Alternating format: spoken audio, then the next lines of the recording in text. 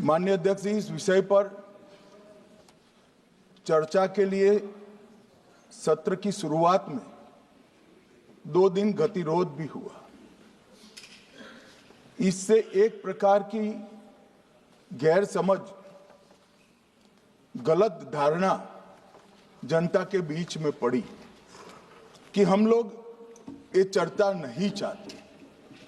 माननीय अध्यक्ष जी, मैं स्पष्ट करना चाहता हूं, संसद ये देश का चर्चा का सबसे बड़ा पंचायत है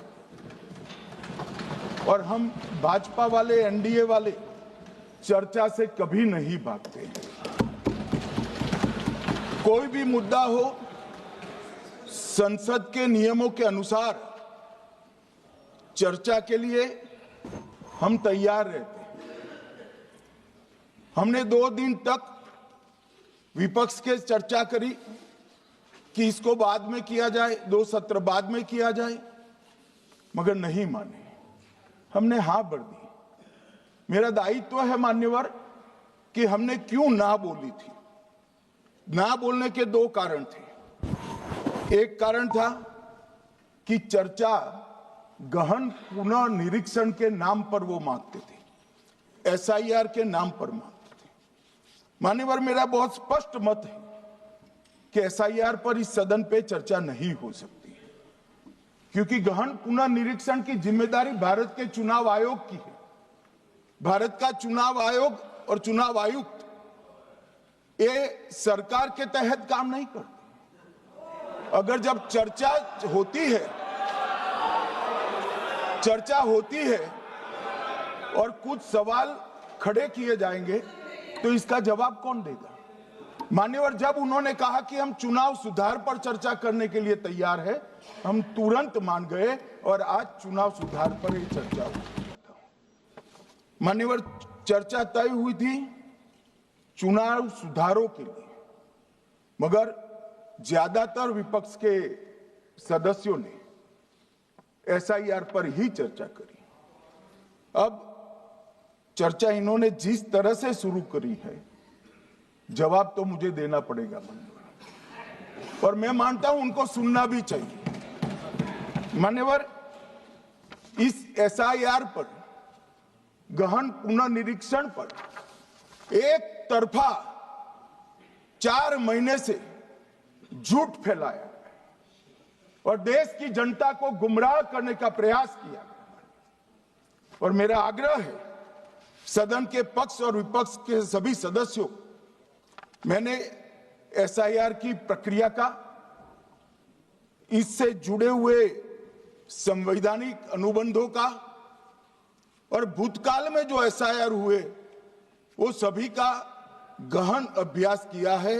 मैं आज आपके माध्यम से इस सदन को और सदन के माध्यम से पूरे देश की जनता को जो झूठ विशेषकर कांग्रेस पार्टी द्वारा फैलाया गया है, वो झूठ का मेरे तर्कों के हिसाब से जवाब देना चाहता हूं। चुनाव आयोग का गठन, उसकी शक्तियां, चुनावी प्रक्रिया, मतदाता की परिभाषा और मतदाता सूची को तैयार करने और उसके सुधारने के लिए की शक्तियां, इसके बारे में स्पष्ट प्रावधान किए गए। और मान्यवर, बड़ी विनम्रता से मैं बताना चाहता हूं कि प्रावधान जब किए गए तब हमारी पार्टी बनी ही नहीं थी। हमारी पार्टी के अलावे जो लोग हैं, इन लोगों ने संविधान सभा में चर्चा कर संविधान को बनाया था। इसलिए ये पूरी चुनाव की प्रक्रिया जो संविधान के अंदर व्याख्यायित की गई है और आज जो हो रहा है, ये दोनों के बीच में क्या अंतर है और आरोप क्या है, इसको मैं जवाब देना चाहता हूं। माननीय, फ्री एंड फेयर चुनाव कराने का हमारा संविधान ने जिम्मेदारी चुनाव आयोग की तय की। मतदाता सूची बनाने की और मतदाता सूची में सुधार करने की जिम्मेदारी भी चुनाव आयोग को दी। अनुच्छेद संविधान के भाग 15 में अनुच्छेद 324 इसमें चुनाव आयोग का गठन, चुनाव आयुक्त की नियुक्ति, लोकसभा, राज्यसभा, विधानसभा, उपराष्ट्रपति और राष्ट्रपति, ये सभी चुनाव का संपूर्ण नियंत्रण संविधान ने चुनाव आयुक्त को दिया है। और चुनाव आयुक्त एक से ज्यादा हो तो इलेक्शन कमिश्नर को दिया है। अब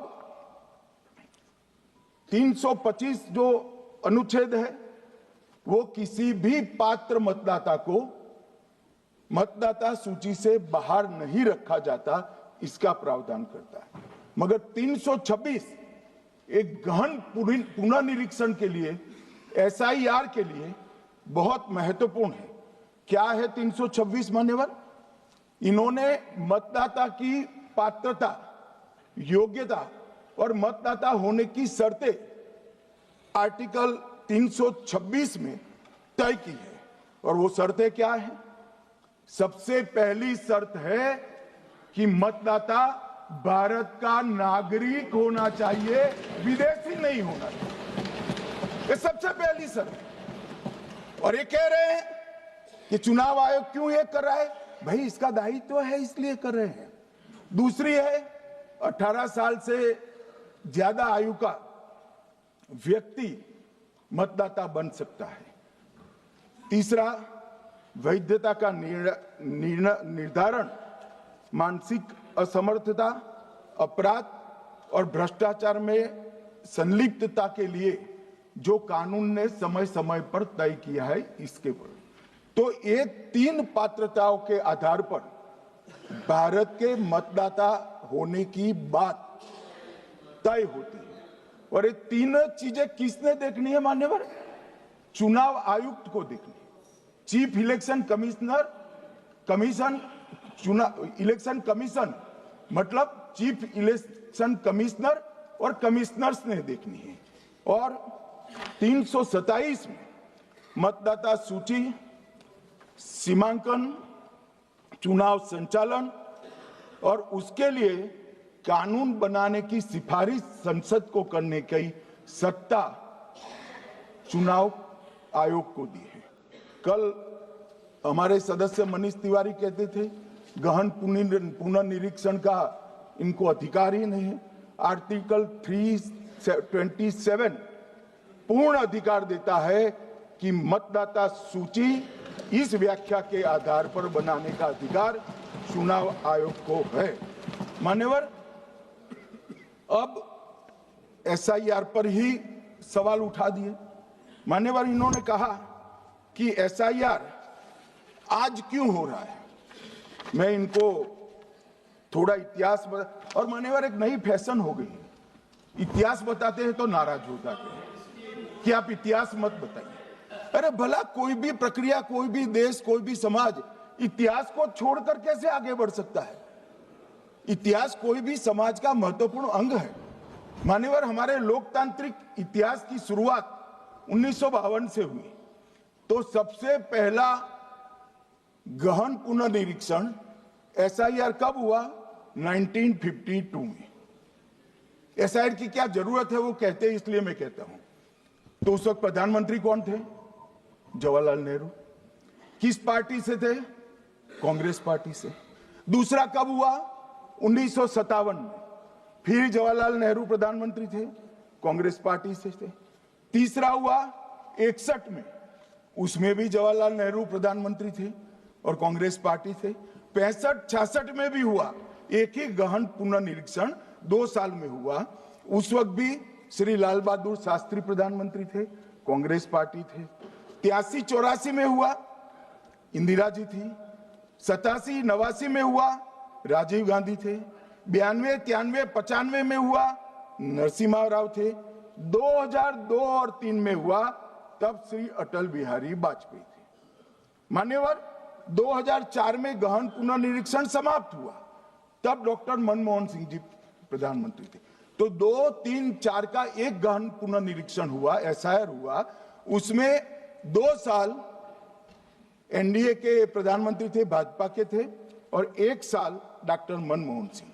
2004 के बाद सीधा 2025 में गहन पुनरीक्षण हो रहा है और इस वक्त हम हैं।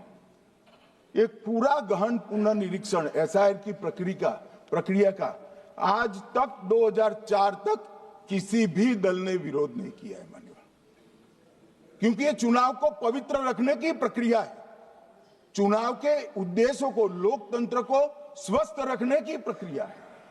अगर लोकतंत्र में चुनाव जिसके आधार पर होते हैं वो मतदाता सूची ही प्रदूषित है, तो चुनाव कैसे साफ और सुथरे हो सकते हैं माननीय? समय समय पर मतदाता सूची का गहन पुनर्निरीक्षण जरूरी है, इसलिए चुनाव आयोग ने फैसला किया कि 2025 में इसको किया जाएगा।